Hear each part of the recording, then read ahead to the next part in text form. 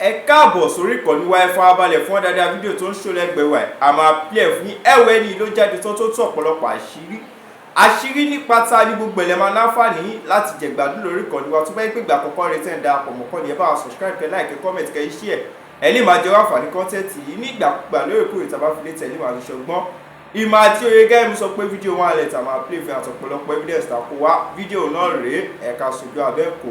ẹ̀jẹ̀ṣà lè rí ọmọ wọn ẹ wá rò wípé ayé titi yín náà lè dá láti gbé ojú arákùnrin sí gbòòrò ayé àti gbogbo ẹ̀yin bloggers tẹ́ ẹ lò against mi ní o gbogbo ẹ̀yin bloggers tó jẹ́ pé torí owó àti torí followers ẹ̀yin náà lè gbé ẹ lè kẹ́kọ̀ọ́ lórí ẹ̀ torí wípé orí yín ò pé rárá ẹ lọ double cross èèyàn ẹ fowó lọ pé kó dalẹ̀ ẹni tó ṣiṣẹ́ kí ìyá Ìjẹ̀ṣà lè rí ọmọ wọn ẹ wá rò wípé ayé titi yín náà lè dá lórí kí náà ń pè lórí pé ẹ fẹ́ make owó ni tàbí ẹ ń ṣe blogging and like I said before I am not a blogger. That is the truth. I am not a blogger.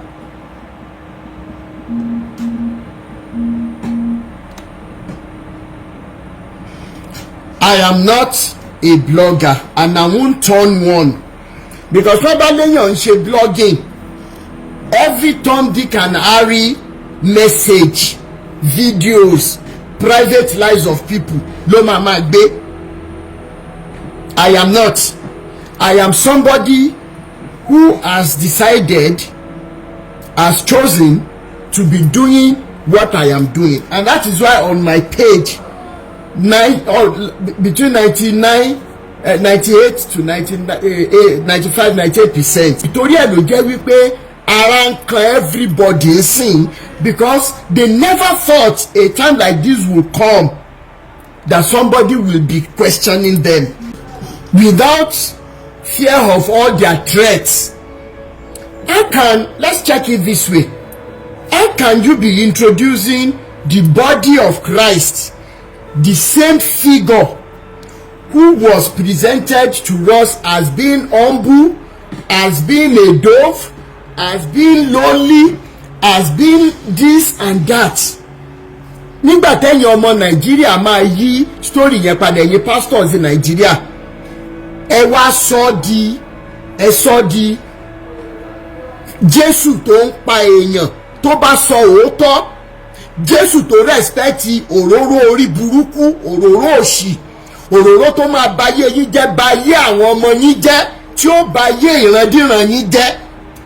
Ẹ wá sọ di orúkọ tó jẹ́ wípé téèyàn bá sọ òótọ́ Jésù yẹn á wá sọ̀kalẹ̀ á wá pa ẹni yẹn.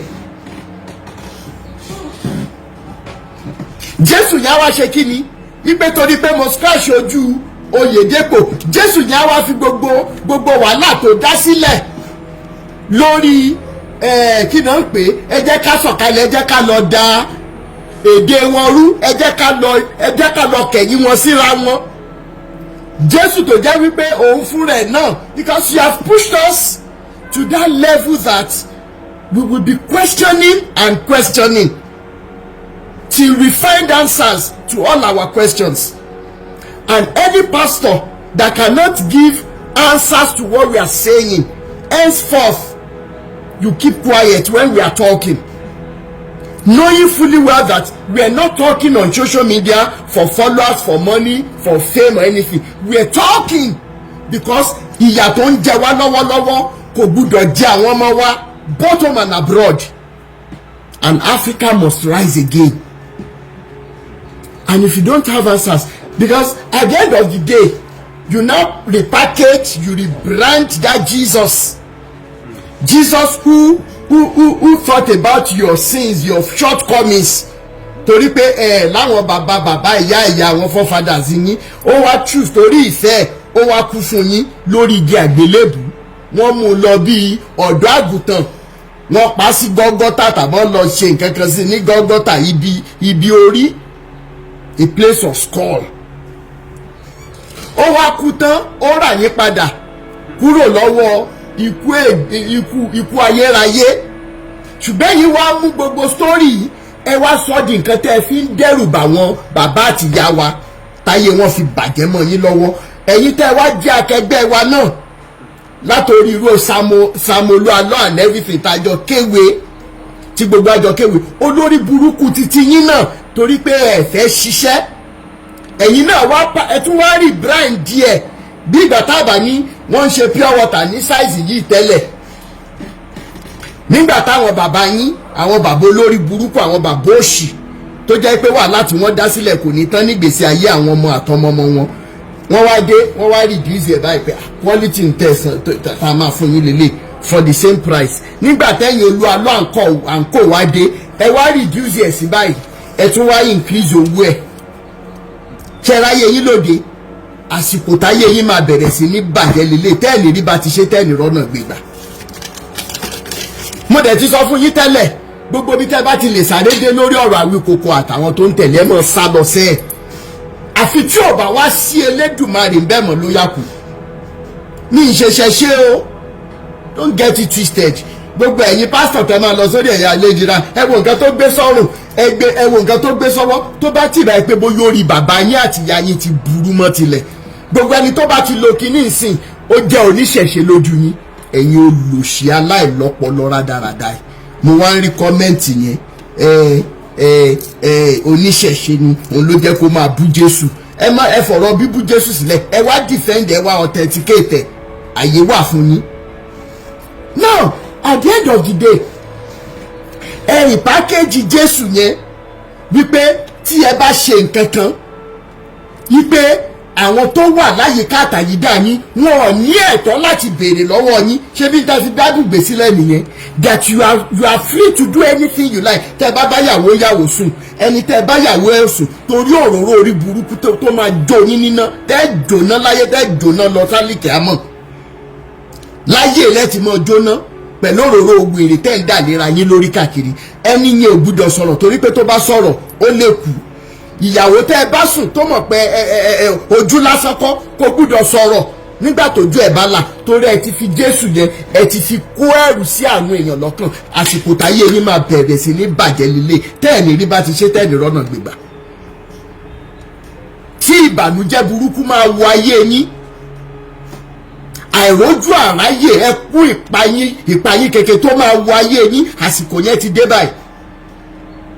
Ẹ̀sìn tẹ́ẹ̀dẹ̀ máa ṣe ó ń jíìmù lọ́wọ́ ni ó ti jíìmù tó ti wọ balùwẹ̀ ó ti ń wẹ̀ lọ́wọ́ ni ó jáde tí ó wọṣọ tí ó gbé yín wọ̀ ní ẹ̀sìn yẹn bẹ́ẹ̀ ni ṣẹ̀sìn irọ́ ni. So finally àwọn ń sọ lọ sọ́bọ̀ pé orí ọ̀rọ̀ Jésù ìṣẹ́, let's assume that all these stories were even true. How shameless can you pastors be that all these atrocities have been going on for ages? Gbogbo ẹ̀yin aṣèrè tẹ́ máa wá Mr. Rotimi ẹ̀ ń ṣẹ̀mọ̀ pé òpin ayé ti dé. Ta ló sọ fún yín pé torí páwọn kọ̀rẹ́sìsì tó ṣẹ̀ ń jáde pé òpin ayé ni? Who told you that in the 80s your pastors have not been wọ́n máa fi ipá báwọn èèyàn lò pọ̀? Ṣé àwọn pastors yóò máa fi ipá báwọn èèyàn lò pọ̀? Mo béèrè ni. Ṣùgbọ́n torí pé kò sí social media wọ́n wá sún sásìkò tí social media wá jáde àṣírí wá ń tú ẹ wá sọ wípé òpin ayé ni. Go and wake up, open your brains. Now lórí ìrìn àjò wa lọ bọ̀ lórí ọ̀rọ̀ Olu Alo yìí tí mo dẹ̀ mọ̀ wípé ìyá Ìjẹ̀ṣà gbúdọ̀ fojú rọ ọmọ wọn either Olu Alo likes it or not. Àwọn ọmọ mẹ́tẹ̀ẹ̀ta gbúdọ̀ jáde either Olu Alo likes it or not.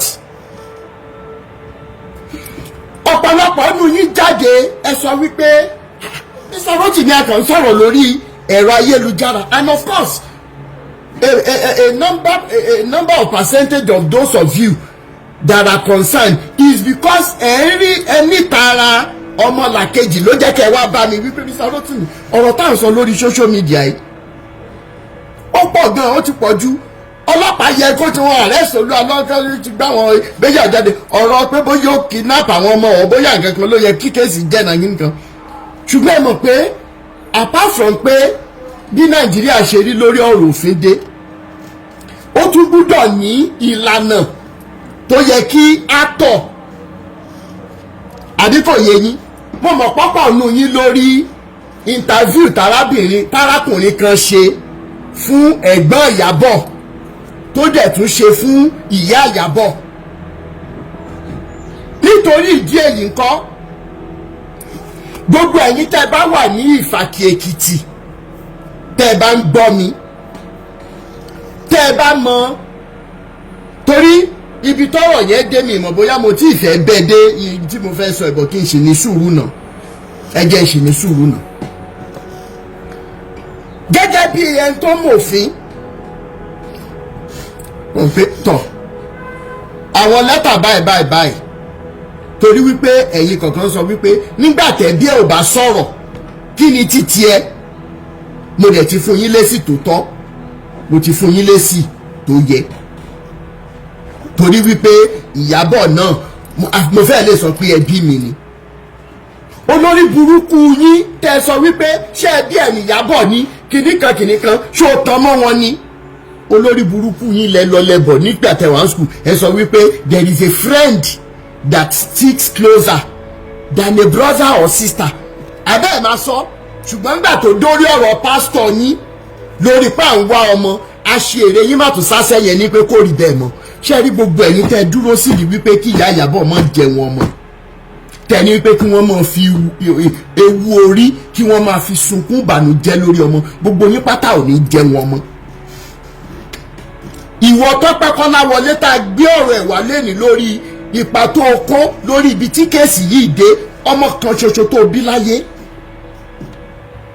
tí fọ́tò ẹ̀ wà lọ́wọ́ mi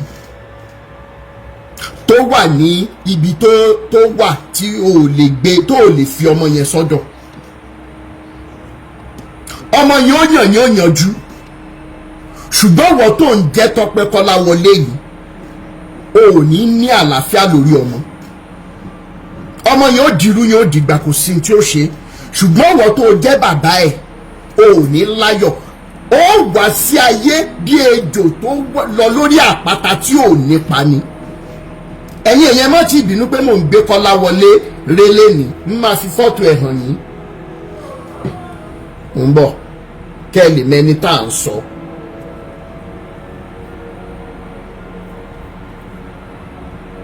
kí ló ṣẹlẹ̀ gan-an?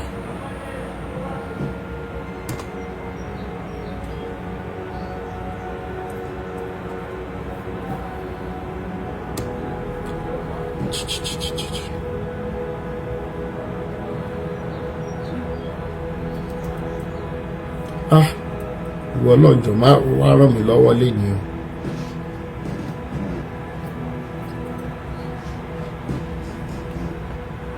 ẹ̀wọ̀n jẹ́ kí n lọ yá fún un.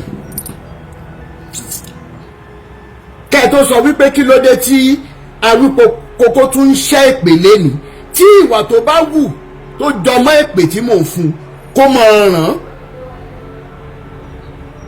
tí ó fi jáde láyé tí ò ní nísìnyí ṣùgbọ́n tó bá jẹ́ wípé èpè tí mò ń fún lẹ́ni lórí ibi tó jẹ́ kí ọ̀rọ̀ ìyá Ìyábọ̀ yọrí sí níbi tá a wà lọ́wọ́lọ́wọ́ tí ó sì mọ ká gbogbo ẹ̀yin tẹ́ wà nílé àti lóko lára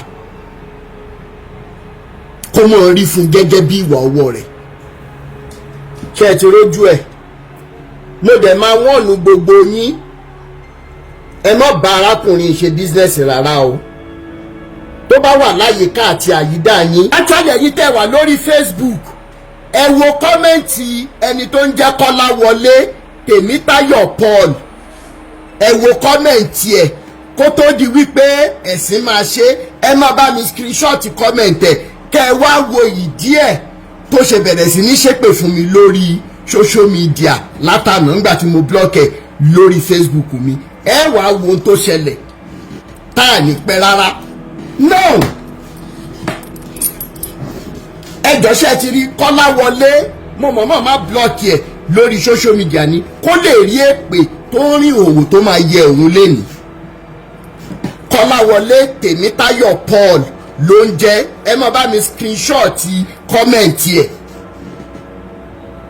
Ok, ó ń sọ sìn, ó ní mo fi ọ̀rọ̀, ó ní mò ń fi ọ̀rọ̀ Ìyábọ̀ Òde fi cash out. Ẹ jẹ́ kí n wá fún wa ní ló dá àwọn ẹ̀mú. Now níjọ́ kìíní àná kí n establish Délé àti olè ọ̀daràn yìí, convict yìí bá a ṣe mọ́ra. Ẹni náà send message sí mi, ó lóun fẹ́ pè mí, òun fẹ́ bá mi sọ̀rọ̀ lórí ọ̀rọ̀ Olú Alo. Èmi ò mẹ́ni tó ń jẹ́ Olú Alo tẹ́lẹ̀ ní tilẹ̀ ń tọ́ lọ́hùn. Mo ní ọ̀rọ̀ Olú Alo tó fẹ́ sọ, ta ló ń jẹ́ bẹ́ẹ̀? Ó fi fọ́tò ẹ̀ hàn mí. Ex-convict ni o, ẹlẹ́wọ̀n ni o, ní ìyọ̀sọ náà wà ń bẹ́ o, fúnra ẹ̀ ló sọ fún mi. Now kí ni nǹkan tí mo kọ́kọ́ rí lára arákùnrin níjọ́ tó kọ́kọ́ máa bá mi sọ̀rọ̀? Ó láti kékeré lòun ti ń jalè. Ó láti kékeré àtòun o, àti bóyá ẹ̀gbọ́n òun o. Ó ní àti kékeré lòun ti ń jalè. Wípé bí tóun jalè dé ní kékeré, bàbá òun ló dìídì pé ọlọ́pàá tó kọ́kọ́ arrest òun láyé òun. Ẹ máa gbọ́ mi o, ẹ dẹ̀ bá mi share ètò yìí. Gbogbo ẹ̀yin bloggers tẹ́ ẹ̀ ní association pẹ̀lú Kọ́láwọlé Tèmítáyọ̀ Paul,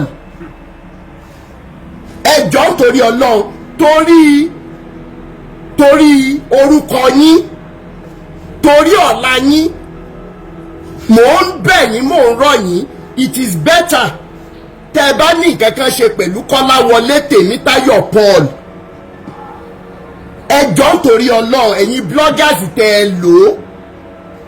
Ìyálájé courtroom, mò ń bẹ̀ yín báyìí, ṣe mọ̀ pé mi àti yín sọ̀rọ̀ yẹ pè mí. A sọ̀rọ̀ ńgbà tẹ́ send messages mo pé ta lẹni tó ń pè mí. Ẹ dẹ̀ sọ pé Ìyálájé courtroom ni.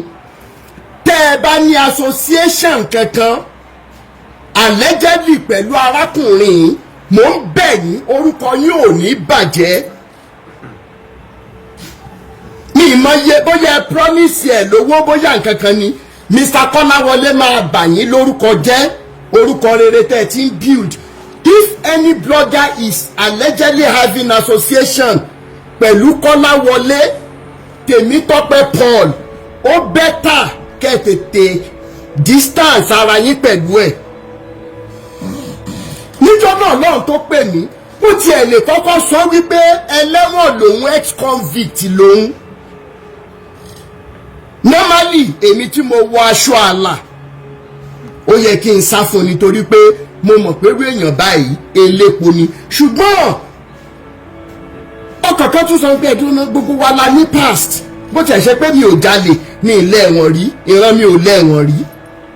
Ẹ̀dùn náà èèyàn máa ń fúnyàn ní second chance tó tiẹ̀ fi lè fẹnu ara ẹ̀ sọ pé bàbá òun ló kọ́kọ́ fọlọ́pàá tí òun mọ́lé kékeré. That means this guy must have repented.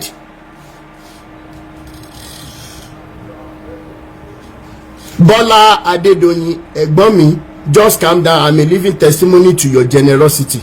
Don't allow him to give you blood pressure. Thank you so much.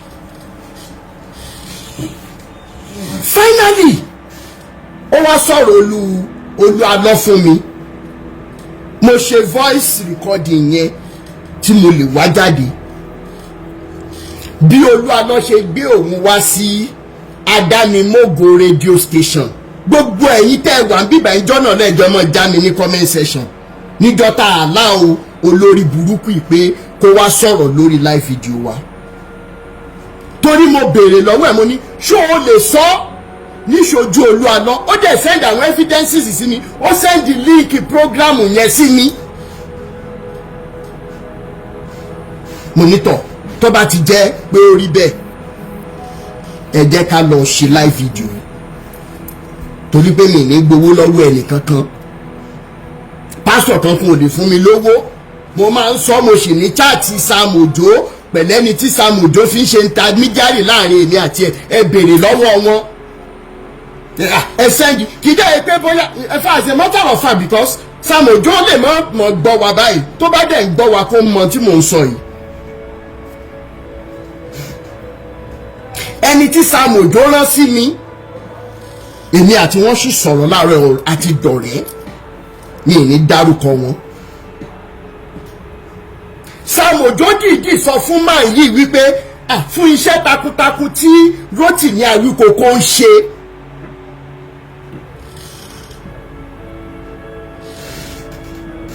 iṣẹ́ takuntakun tó ṣe ẹ̀jẹ̀ sẹ́ǹdì àkájẹ̀ wọ́n dẹ̀ sọ fún mi wípé Sam Ojo fẹ́ fún mi ní 500,000 naira.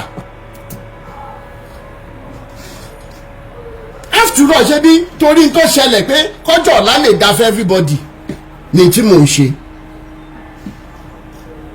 mo wá sọ fún ọmọ ní kì í ṣọ̀rọ̀ owó títí tèmi báyìí ẹ jẹ́ ká yanjú ọ̀rọ̀ tó wà lẹ̀ tó bá jẹ́ wípé àti 2018 tí mo ti ń ṣiṣẹ́ yìí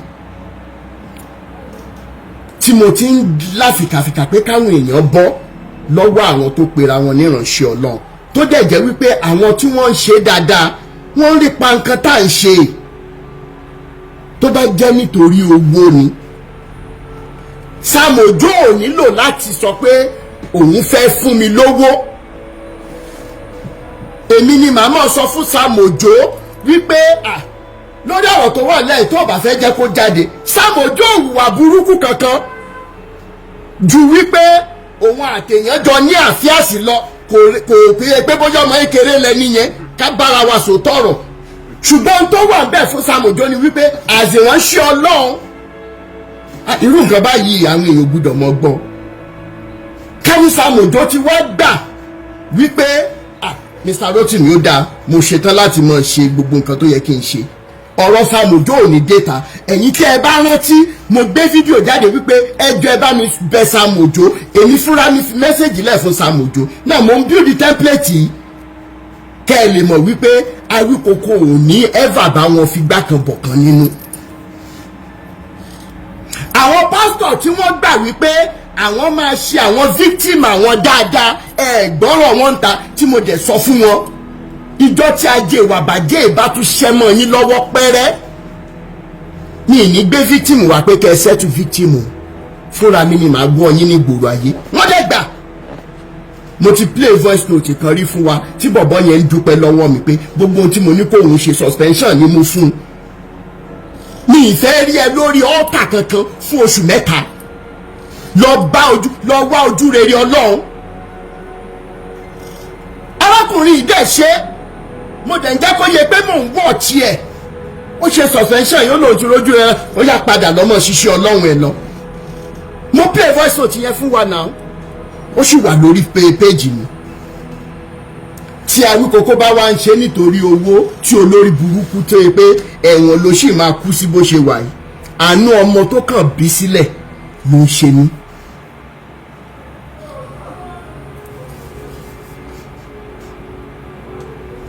ó wá ń sọ ní comment section sí i òun sọ wípé mò ń fi ọ̀rọ̀ Ìyábọ̀ Òbé fi cash out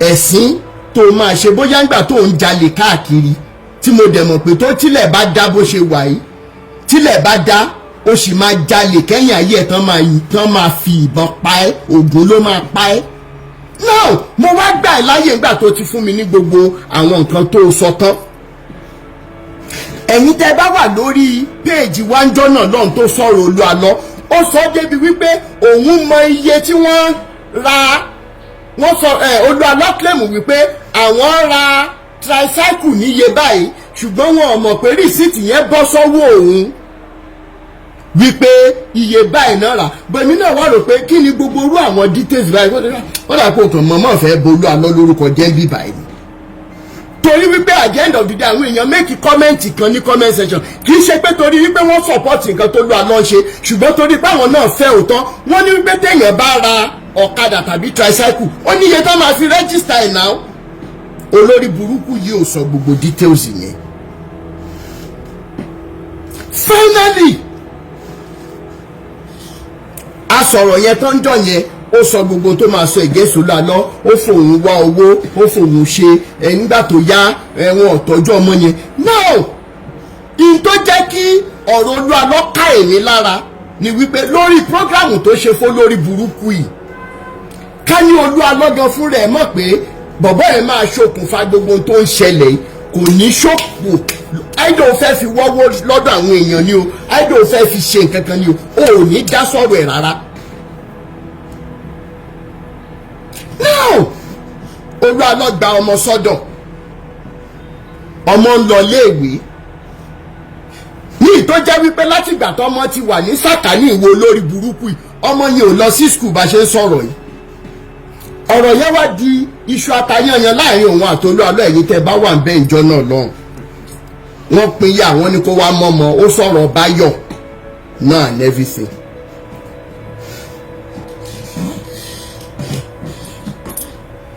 ó sọ̀rọ̀ Báyọ̀ náà and everything àti gbogbo àwọn tó ń ṣiṣẹ́ ní rédíò station pé àwọn èèyàn dẹ́ dáwó wọ́n ṣe wọ́n mọ̀.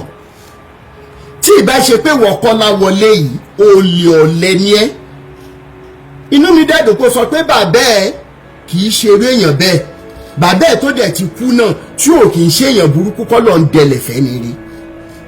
torí tí bàbá fi lè wò pọ́mọ tó ń jalè kóun fi ọlọ́pàá mọ́ lójú bàbá tó lè ṣe bẹ́ẹ̀, arúgbókò ò ní fi dákan bọ̀ kan nínú. òótọ́ ọbẹ̀ ni màá sọ. finally èmi àtàrákùnrin sọ̀rọ̀.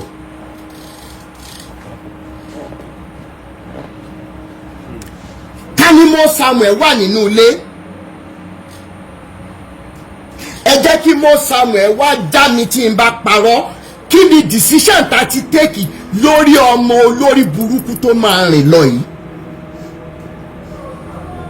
Iṣẹ́ wo ló ń ṣe? Olóò rẹ́ǹtì garawa, òfin pọnmi and everything. Ẹ̀yin mélòó lẹ rántí wípé jọ́nà náà mo ní mo fẹ́ fún èèyàn mélòó tí ẹ̀yin kọ̀ọ̀kan fi wá bá mi wípé ẹ fẹ́ fi kún, and torí pé bí page mi ṣe jẹ́ níyìn advertise àwọn tí n bá náwó sí, kì í ṣe blogging page, kì í ṣe foundation page tán fi ń rèkì owó.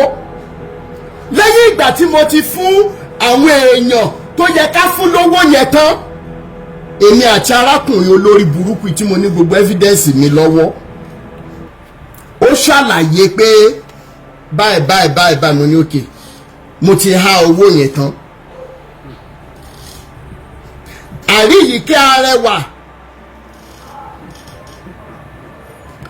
Àríyìíkẹ́ Arẹwà wà ní orí péèjì mi, ara àwọn evidences tí mo ní ni. fine okay, tá a bá tiẹ̀ lè rí fọ́ọ̀tì ẹ̀fẹ́ lápò ara títí tèmi again, ìwọ tún gbàyè báyìí, iye garawa tó lóun rẹ́ǹtì yẹn tó o bá rí irú owó báyìí á tún help ẹ. ní ìmọ̀ pé mò ń bọ́ ejò ni, ṣùgbọ́n ká dúpẹ́ lọ́wọ́ Elédùmarè tó tètè fi àṣírí ejò hàn. ọ̀rọ̀ wá di ọ̀rọ̀ wípé mo gbọ́dọ̀ gbé àwọn èèyàn dìde lẹ́yìn ìgbà tí mo ti tiraka pé nọ́mbà ìyá Ìjẹ̀ṣà ẹ̀ bá ń wá, nọ́mbà Mẹ́jọ Òbé mo rí, mo bá pásítọ̀ pa baptisti àmúwọ̀dọ̀fin baptisti tí wọ́n bá ń gbọ́ mi lọ́wọ́lọ́wọ́, mo bá wọn sọ̀rọ̀ torí pé àwọn náà fa Ìyábọ̀ àti Olu Alo papọ̀. mo bá wọn sọ̀rọ̀, mo bẹ̀ wọ́n ní ẹ jẹ́ ràn wá lọ́wọ́ lórí ọ̀rọ̀ yìí. Kàjé, mo dúpẹ́ lọ́wọ́ ẹ fún ipa tó kó. Ta ni Kàjé jẹ́? Kàjé mọ Ìyábọ̀ dáadáa, kẹ́ ẹ lè mọ ipa tí mo kó lórí ọ̀rọ̀ yìí. Kátẹ̀ wá sọ pé bí n ṣe wàhálà pé lórí iṣẹ́ 12 hours tí mò ń ṣe lójúmọ́, mo sì ń ní time láti bá àwọn ẹlòmíì sọ̀rọ̀ 1 hour 2 hours tó yẹ kí n máa rest.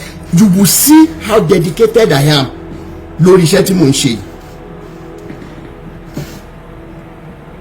Finally, mo bá ex-boyfriend Ìyábọ̀ sọ̀rọ̀, mo bá reverend sọ̀rọ̀, reverend tó so wọ́n papọ̀ ní tàjọ sọ, Mẹ́jọ Òbé, Uncle Lánre, mo bá wọn sọ̀rọ̀, àwa ń ṣe gbogbo kinní yẹn lọ́wọ́ pẹ́ dúró náà people are right ọgbọ́n ọlọ́gbọ́n la fi ń ṣọgbọ́n ní ìjẹ́ ká pàgbà míì ní wéèrè ẹ̀jẹ̀ ìnáwó yìí mo raise owó as a matter of fact ẹ béèrè lọ́wọ́ Tọ́pẹ́ ọmọ àlè rádaràda yìí pẹ̀lú ẹni tí mo jọ rán wọn lọ sí Èkìtì lẹ́yìn ìgbà tí mo ti fún ẹni yẹn lówó tán mo tún ní ìwọ Tọ́pẹ́ wá torí pọ́kùnrin ni ẹ́ obìnrin lẹ́ni yìí ìwọ Tọ́pẹ́ tún gba pocket money 20,000 lọ́tọ̀ yìí gbogbo ọ̀rọ̀ tí mò ń sọ ẹ̀ ó wà ń bẹ̀ ó ń gbọ́ tí ò bá tí ì sá lọ torí wípé lẹ́yìn live video yìí ìwọ Tọ́pẹ́ Tèmítọ́pẹ́ Kọ́láwọlé Paul ṣe bí ọwọ́ làwọn DSS lù ẹ́ tó rọwọ́ yẹn lò mọ́ àsìkò yìí láti àsìkò yìí lọ ní nírayérayé máa bá ẹ nǹkan kò ní ṣe ọmọ ẹ o ṣùgbọ́n kó o tó ráre kó o tó kú ikú ẹ̀sìn tó máa kú wàá rí ní rayérayé kí ni mo sọ wàá rí ní ẹ̀yin èyàn lọ máa wo profile ẹ̀ Kọ́láwọlé Tèmítáyọ̀ Paul lórúkọ ẹ̀ lórí Facebook ẹ lọ mọ bá wa gbé sórí ẹ̀rọ ayélujára ẹ mọ bá wa post ẹ kí àwọn èèyàn má ní nǹkan kan bá ṣe máa fún yín ní nǹkan tó ṣẹlẹ̀ ìwọ àtẹni tá a rán lọ ẹ wá dé Ìfàkì Èkìtì gbogbo ìgbà tí mò ń sọ yìí àwọn ìyá alájẹ courtroom ò tí ì dá sọ́rọ̀ ẹ̀ rárá àwọn bloggers ò tí ì mọ ohun tó ń lọ torí wípé rọrọ̀ bẹ́ẹ̀ yẹn ó gba àṣírí kéèyàn rọra ṣe ká mọ̀ mọ̀ nǹkan tó ń ṣẹlẹ̀ náà mo gbúdọ̀ sọ gbogbo ilé kí gbogbo ẹ̀yin tẹ́ ń bú mi wípé mo kàn ń sọ̀rọ̀ lórí ẹ̀rọ ayélujára mi take actions ẹni tí wọ́n jọ lọ 140,000 naira ni mo kọ́kọ́ kó fún nígbà tó débẹ̀ ẹ send owó mo tún send 50,000 láàrin Ìbàdàn sí Ìfàkì Èkìtì lásán plus 20 ó jẹ́ bíi 40 almost bíi 300,000 dẹ̀ fẹ́ lọ sí ìrìn àjò yẹn lásán mo wò pé ẹ dúró ná ṣebí tó kí ìyá Ìjẹ̀ṣà kí wọ́n lè rí ìdùnnú lórí ọmọ ni. ó wá di alẹ́ ọjọ́ yẹn obìnrin tí wọ́n jọ lọ ìyẹn ti sẹ́ǹdì àwọn nǹkan kan sí mi ǹjẹ́ dámọ̀ wípé Tọ́pẹ́ wèrè olórí burúkú ìtẹ́mi mọ̀ tí mo rò pé mo mọ̀ tí mo sọ fún wípé mo mú yín gẹ́gẹ́ bíi brọ́dà ni o ló jẹ́ kí n pè kí ṣe pé bóyá mi ì mọ àwọn tí mo lè rán o and truly àwọn èèyàn pọ̀ tí wọ́n lè bá mi ṣiṣẹ́ yẹn joy giver wà ń bí báyìí daddy wà ń bí báyìí ìdí tí mo ṣe ń dárúkọ ń sìn máa jẹ́ kẹ́ ẹ mọ̀ mo wá retí kí Tọ́pẹ́ gan fún rẹ̀ kó sẹ́ǹdì àwọn nǹkan kan sí mi ó wá ní network fóònù òun kún kìnnìkan ṣùgbọ́n torí wípé Elédùmarè tó wà lẹ́yìn ìyá Ìjẹ̀ṣà tó dẹ̀ máa fún wa ní ọ̀rọ̀ ìyanjú délẹ̀ kò farapamọ́ jẹ wá ń yà rárá joy giver wà ń bẹ èmi àtọkọ wọn máa ń sọ̀rọ̀ dáadáa ó ní tẹ́lẹ̀ àti wọ́n sì jọ sọ bíi few days ago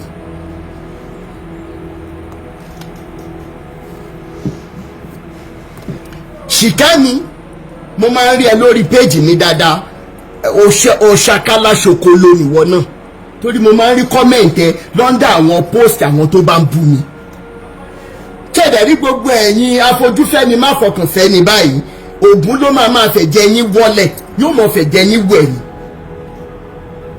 ẹ̀ẹ̀ní láyọ̀ láyé àyàfi tó bá jẹ́ wípé ulterior motive àdàbí tó bá jẹ́ pé ulterior motive ni mo fi ń ṣe gbogbo nǹkan tí mò ń ṣe màá máa ṣe live video wàá máa wá show pé òun support tí wọ́n bá ti wá post kankan bóyá nìkan bú mi nìkan kọ́mẹ́ǹtì ẹ̀ máa wà bẹ́ẹ̀ pé kán má dà mí lò Ṣìkẹ́mi olórí ibú èèyàn nìwọ náà ó dẹ̀ ní ṣoríire ẹ̀yin olóṣì olórí burúkú ó mọ̀ gbọ́ ọmọ gbìn ní tó bá ní ọmọ 10 láyé gbogbo wọn máa wọlẹ̀ sọ máa gbé wọn gbìn ní mi ń bá ẹnìkankan nù yín ṣeré mọ́. wàá máa wá sórí live video mi wàá máa ṣe pé bẹ́ẹ̀ ni yes tí wọ́n bá wá post video against mi wọ́n máa wà lára àwọn tó lọ support wọn bẹ́ẹ̀ o ò ní sórí o ò ní láyọ̀ látàárọ̀ dalẹ́ ní wọ́ṣìkẹ́ mi.